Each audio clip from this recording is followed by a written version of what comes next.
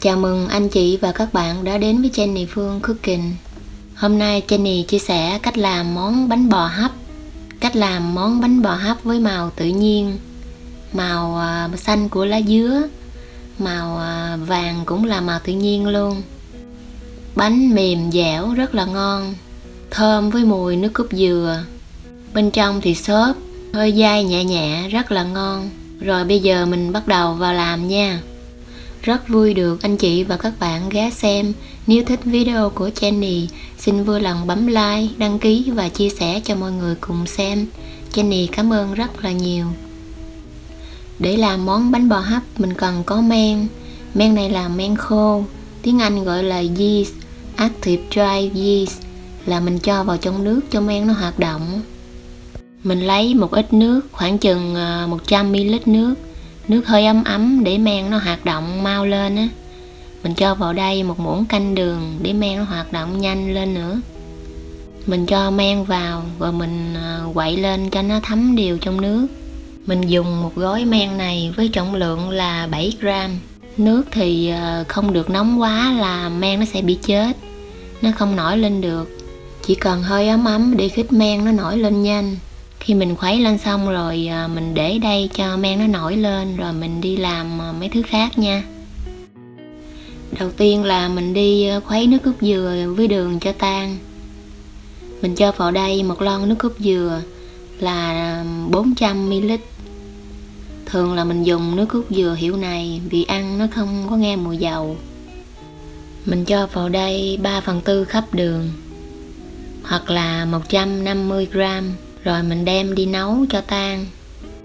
Mình bật lửa trung bình, rồi mình khuấy mình nấu cho tan. Công đoạn này thì mình chỉ nấu đường cho tan thôi chứ không có nấu sôi nha.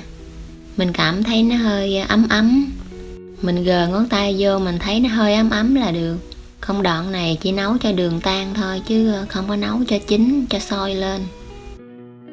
Tiếp theo là mình sẽ đi rây bột. Mình cho vào đây 2 cup bột gạo, hoặc là 280 gram, 1/3 cup bột năng, hoặc là 50 gram. Mình rây tất cả hỗn hợp này cho mịn.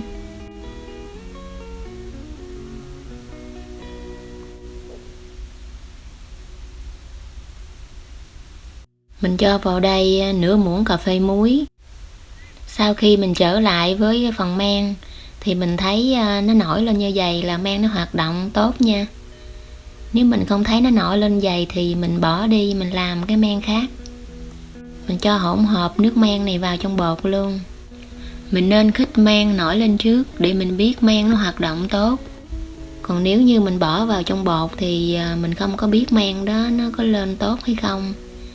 Nếu mà men nó không hoạt động thì phần bột đó sẽ bỏ đi luôn. Mình cho vào phần nước cốt dừa với đường mình khuấy tan khi nãy á. Mình cho vào mình trộn luôn. Phần nước dừa còn hơi ấm ấm thì làm cho bột nó nổi nhanh lên. Còn nếu không nguội thì cũng được, nhưng mà thời gian đợi nổi thì nó hơi lâu một chút. Nhưng không được quá nóng, vì nóng quá sẽ làm chết men. Mình khuấy phần bột này thật cho tan mịn rồi mình đem ủ nha. Hôm nay Jenny chia sẻ cách ủ một lần thôi mà ủ thì rất là nhanh luôn.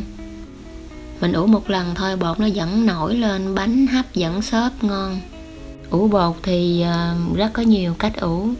Mình có thể ủ ngoài trời nếu mình ở chỗ thời tiết nóng, hoặc là mình ủ ở trong nhà, trong lò vi sóng, tức là microwave. Mình cho thau bột vào, mình để một ly nước sôi bên cạnh, rồi mình đậy lại mình ủ. Hoặc là mình ủ trong nồi nước nóng. Hôm nay Jenny sẽ ủ theo cách này. Khi bột mình khuấy mịn lên như vậy là được rồi nha. Mình lấy cái bọc thực phẩm mình đậy lại, vì khi mình ủ cái bột này nở lên thì nó sẽ không có trào ra.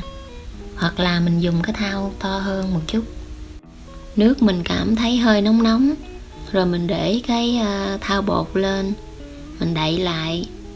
Mình ủ trong vòng 1-2 tiếng. Khoảng 1 tiếng thì mình quay trở lại mình thăm chừng. Mình thấy bột nó nổi lên là được nha. Sau khi trở lại mình thấy bột nổi lên, cái này là mình ủ 1,5 tiếng nè. Bột nổi lên, bọt khí rất là nhiều luôn. Khi mình thấy bột nổi lên bong bóng nè, rất là nhiều luôn, là khi mình hấp bánh ăn mềm xốp rất là ngon. Mình sẽ chia ra 3 phần để mình làm 3 màu. Mình làm màu lá dứa, màu vàng và màu trắng thì mình để tự nhiên với mùi nước cốt dừa. Mình thích làm màu gì thì mình làm nha. Màu lá dứa thì mình xay lấy nước rồi mình để lắng xuống. Mình bỏ đi cái phần ở trên đi, mình lấy cái phần dưới. Vì cái phần dưới cái màu nó đậm hơn á. Mình cho vào đây 2 muỗng canh nước màu lá dứa.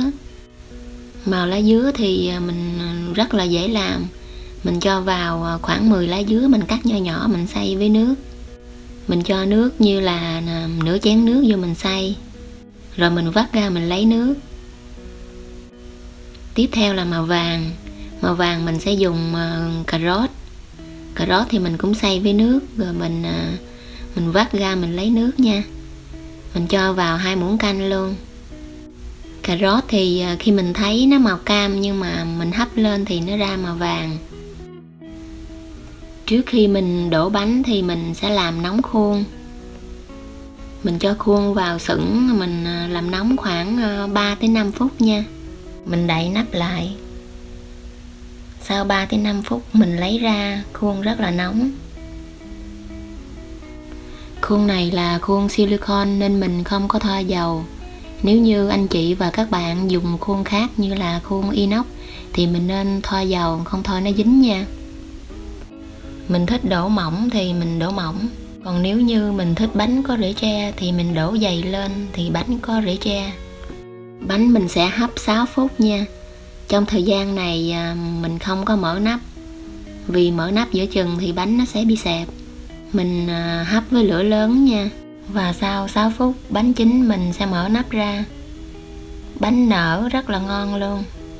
Bánh mình để nguội chút xíu rồi mình lấy ra. Rất là ngon luôn. Bánh mình thấy có bong bóng như vậy nè, là bên trong nó xốp ngon lắm. Bánh chín lấy ra rất là dễ luôn. Vì khuôn này là khuôn silicon chống dính á. Rất là thơm mùi nước cốt dừa. Màu vàng thì mình sẽ đổ cao hơn chút xíu. Mình đổ cao thì mình sẽ hấp thời gian cao lên nha. Mình sẽ hấp phần này 8 phút. Sau 8 phút mình mở nắp ra. Đó, bánh rất là ngon luôn. Vì mình đổ hơi cao nên bánh nó nứt ra rất là ngon. Màu này là màu cà rốt. Mình hấp lên là nó ra màu vàng. Bánh nứt ra rất là ngon luôn. Mình để cho nguội chút xíu rồi mình lấy ra.